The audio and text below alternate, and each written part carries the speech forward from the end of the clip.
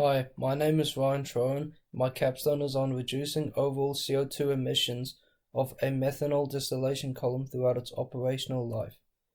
Project overview and aim is to determine overall CO2 emissions and cost spanning the lifetime of a reference distillation column for varying reflux ratios, ultimately finding the respective points of minimum and comparing the two.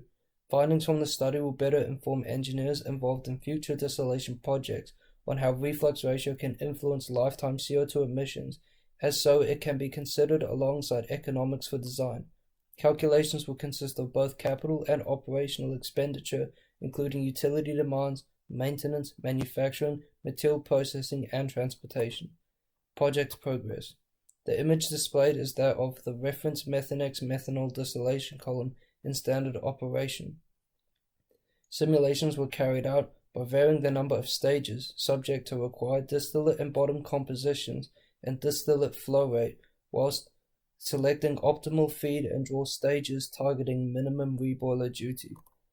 Results were as anticipated. As reflux ratio increases, the number of stages required approaches minimum, and as the reflux ratio decreases, the number of stages required approaches infinity.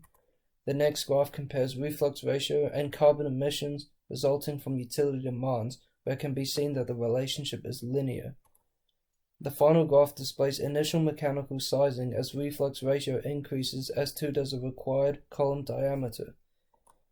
Future work will consider more boiler types and energy sources for utility and calculate maintenance operational expenditure. The continuation of mechanical calculations, ultimately finding column weight and heat exchanger area for capital expenditure calculations whilst considering various materials.